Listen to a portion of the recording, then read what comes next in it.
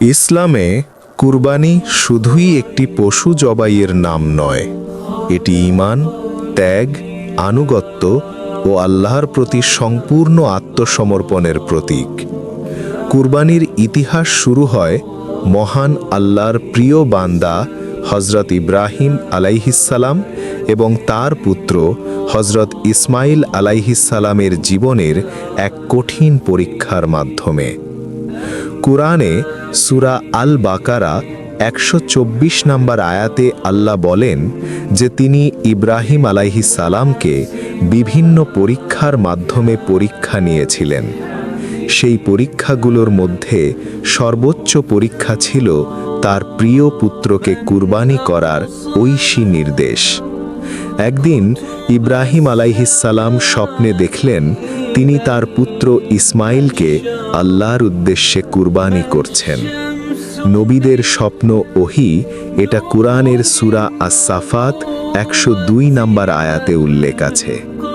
ইব্রাহিম আলাইহিসসালাম পুত্রকে স্বপ্নের কথা জানালে ইসমাইল আলাইহিসসালাম ধৈর্যের সঙ্গে বললেন, আপনি যা করার নির্দেশ পেয়েছেন তাই করুন। আল্লাহ চাইলে আপনি আমাকে ধৈর্যশীল পাবেন। পিতা পুত্র আল্লাহর নির্দেশ মানতে প্রস্তুত হয়ে গেলেন।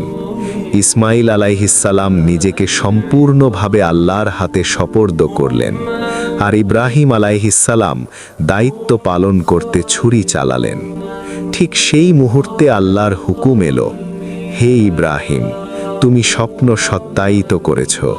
সূরা আস-সাফাত আয়াত নাম্বার ১০৪-১০৫।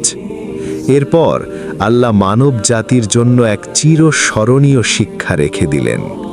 ইসমাইল আলাইহিসসালামকে রক্ষা করে তার পরিবর্তে একটি মহান কুরবানি পাঠানো হলো, যার উল্লেখ আছে সূরা আস-সাফাত ১০৭ নম্বর আয়াতে। এই ঘটনাই কুরবানির মূল ভিত্তি। এর মাধ্যমে শেখানো হয় আল্লাহ মানুষের মাংস বা রক্ত চান না, আল্লাহ চান নিয়ত ও তাকওয়া। যেমন কুরআনের সূরা আল হাজ ৩৭ নম্বর আয়াতে বলা হয়েছে, কুরবানির মাংস বা রক্ত আল্লাহর কাছে পৌঁছায় না, পৌঁছায় কেবল মানুষের তাকওয়া। হজরত ইব্রাহিম আলাইহিসসালামের সেই ত্যাগ আজও মুসলমানদের জীবনের অংশ। প্রতি বছর আমরা কুরবানি করি আল্লাহর প্রতি আনুগত্য, কৃতজ্ঞতা এবং আত্মসমর্পণের প্রতীক হিসাবে। কুরবানি আমাদের স্মরণ করিয়ে দেয়, ঈমান মানে ত্যাগ, ঈমান মানে আল্লাহর নির্দেশের প্রতি সম্পূর্ণ আনুগত্য। এই ত্যাগ, এই তাকওয়া ইব্রাহিমী ঐতিহ্য, আর এজন্যই কুরবানি ইসলামের একটি গভীরতম ইবাদত।